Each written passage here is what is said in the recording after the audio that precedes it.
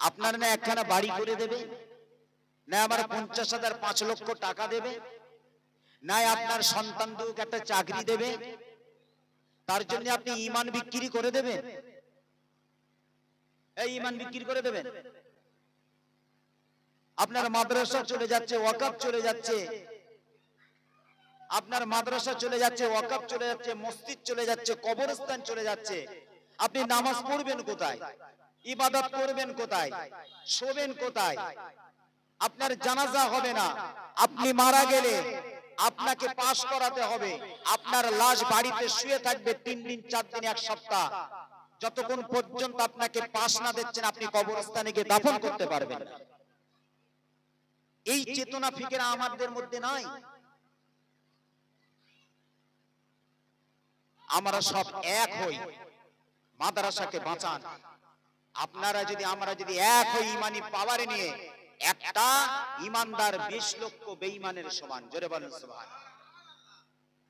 আজ আমাদের দুর্বলতা যে জালিম সরকার বসে রয়েছে বর্তমানে, জালিম বুঝে নিয়েছে মুসলমানের ভিতরে যে মুনাফিক ঢুকে রয়েছে তাদেরকে আমাদের বন্ধ করতে হবে।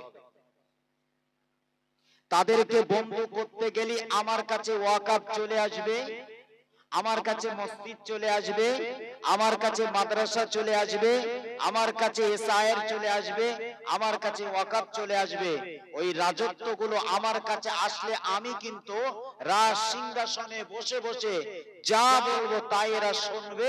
মুসলমান মুনাফিকদেরকে আমরা বন্ধ করে খাঁটি মুসলমান মুমিনদেরকে জব্দ করাবো। আমি আপনাদেরকে বারে বারে বলি যে মুনাফিক থেকে দূরে থাকবে। এটা পরীক্ষা চলছে আমাদের। পৃথিবীর জমিনটা একটা পরীক্ষার মহল। আপনাদের ভয় লাগে নাকি? ভয় পান আপনারা? আল্লাহ পাকের বান্দা মুমিন কখনো ভয় করে? আমরা রাস্তাঘাটে রাত বিরাত ঘুরি, তো জলসা জল রাত 2টো 2:30টা 3টে ঘুরছি, আসছি যাচ্ছি, আমাদের ভয় লাগে না? আপনাদের ভয় লাগে? বাড়িতে থাকে, রাত বেরাত তো আমার হচ্ছে। আরে মানুষের হাতে যদি মরণ হয়, আল্লাহ যদি লেখে, অসুবিধা আছে? আপনি যদি পাহাড়ে পর্বতে গুহাতে নদীতে যেখানেই জেলখানার মধ্যে থাকে, মরণ যখন আসবে চোখের পলক মারতে দেবে না, আপনার চলে আসতে হবে। মোমেন তো ভয় করে না, মোমেন জানে এটা জেলখানা, মোমেন জানে এটা আমার জেলখানা। জেলখানার মতন থাকবো বীরের মতন মোমেন ইমানি পাওয়ার নিয়ে, ইমানি পাওয়ার তৈরি করো। আজ আমাদের অন্তর থেকে নূর চলে যাচ্ছে। কি হচ্ছে? ছেলেগুলো কি হচ্ছে? আল্লাহ পাক আমাকে আপনাকে সকলকে সহি বুঝ দান করুক। সকলে বলুন আমিন। আমার কথার দ্বারাই বলার দ্বারাই যেন দুঃখ নেবেন না।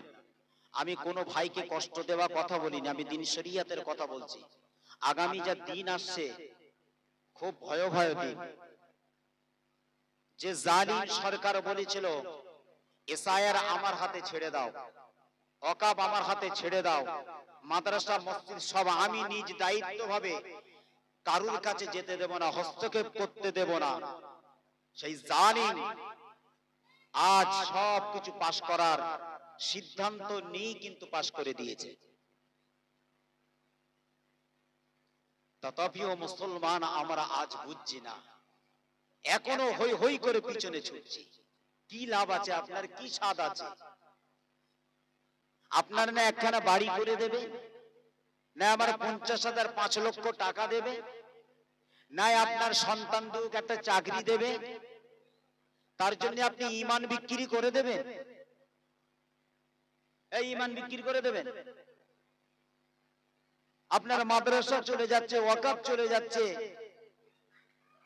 আপনার মাদ্রাসা চলে যাচ্ছে, ওয়াকফ চলে যাচ্ছে, মসজিদ চলে যাচ্ছে, কবরস্থান চলে যাচ্ছে, আপনি নামাজ পড়বেন কোথায়?